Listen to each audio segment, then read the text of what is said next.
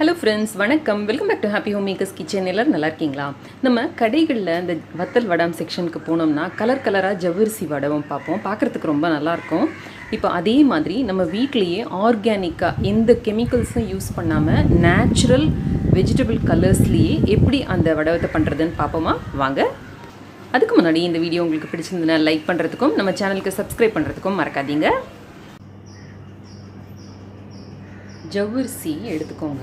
எடுத்து நல்ல தண்ணி ஊற்றி முழுகிற அளவுக்கு இந்த மாதிரி தண்ணி ஊற்றி ஊற வச்சுக்கோங்க.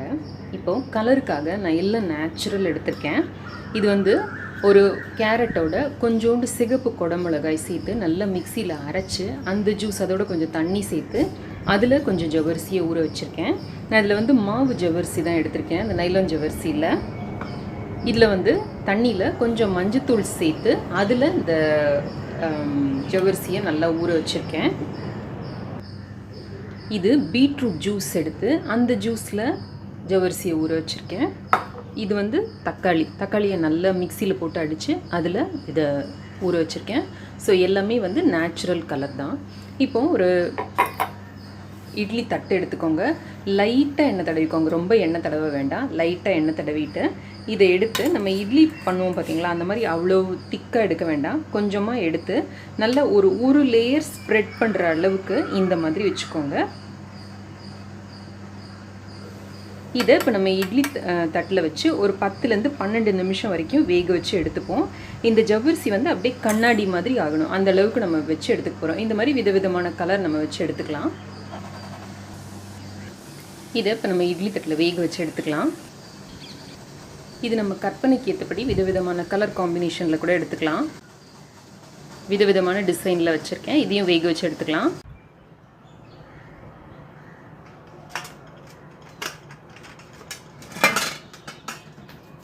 இப்போது 12 நிமிஷம் நான் வச்சு எடுத்திருக்கேன். நம்மளோட வடாம் ரெடியாக இருக்க பாருங்கள். இதை எடுத்து இப்போ கொஞ்சம் ஆற விடலாம். நம்ம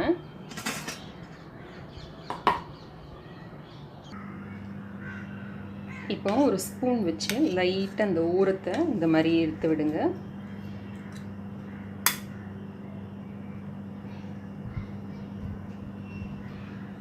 இந்த மாதிரி ஒரு வடகம் மாதிரி நமக்கு கிடைச்சிரும். இதே மாதிரியே இப்போ இது எல்லாத்தையும் எடுத்து இந்த மாதிரி ஒரு தட்டிலையோ இல்லை ஒரு தாம்பாளத்துலேயோ பரப்பி வச்சுக்கோங்க. இல்லை ஒரு துணியில் போட்டு கூட நம்ம வெயிலில் காய வச்சு எடுக்கலாம். இந்த மாதிரி நம்ம எல்லா மாவையும் வேக வச்சு எடுத்துக்கலாம். நம்ம இட்லி தட்டு தான் யூஸ் பண்ணணும்னு அவசியம் இல்லை. நம்மக்கிட்ட இலை வடாமோட தட்டு இருந்ததுன்னா அதில் கூட இந்த மாதிரி ஊற்றி வச்சு இதையும் வேக வச்சு எடுத்துக்கலாம். ஸோ எப்படி நமக்கு வசதியோ அந்த மாதிரி செஞ்சுக்கலாம். இல்லை நமக்கு இலை வடாம் பிளேட் கூட இல்லை அப்படின்னா சின்ன சின்ன பிளேட்டில் கூட சின்ன சின்னதாக ஊற்றி வச்சு கூட நம்ம வேக வச்சு எடுத்துக்கலாம். இப்போ நம்ம இலையடை பிளேட்டில் வச்சதும் ரெடி ஆகிடுச்சு. இதையும் நம்ம எடுத்துடலாம். ஒருவேளை நீங்கள் இந்த ஜவ்வரிசியை ஊற வைக்கிறப்ப அது கொஞ்சம் தண்ணி ஆகிடுச்சுன்னா அதில் கொஞ்சம் நீங்கள் அரிசி மாவு கலந்துக்கிட்டிங்கன்னா நல்லா வந்துடும். இதை இப்படியே எடுத்து நீங்கள் வெயிலில் காய வைக்கிறதுனாலும் ஓகே, இல்லை இது சின்ன சின்ன பீஸாக கட் பண்ணி ஸ்கொயராக கட் பண்ணி இல்லை ரெக்டாங்கிளாக கட் பண்ணி காய வைக்கிறதுனாலும் ஓகே. நம்ம இஷ்டத்துக்கு எந்த ஷேப்பில் வேணாலும் நம்ம இதை கட் பண்ணி காய வச்சுக்கலாம்.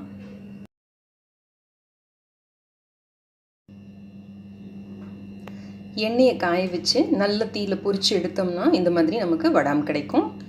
நல்லா பொரிக்க ஆரம்பித்தோடனே மீடியம் ஹை தீயில் வச்சுக்கோங்க.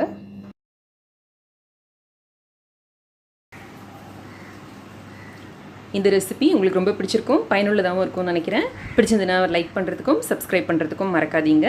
என்னோட மற்ற 2 சேனல் பிளாக் எல்லாம் கூட செக் பண்ணுங்கள். இணைந்திருங்கள் ஹாப்பி ஹோம் மேக்கருடன். என்னாலும் நன்றி, வணக்கம்.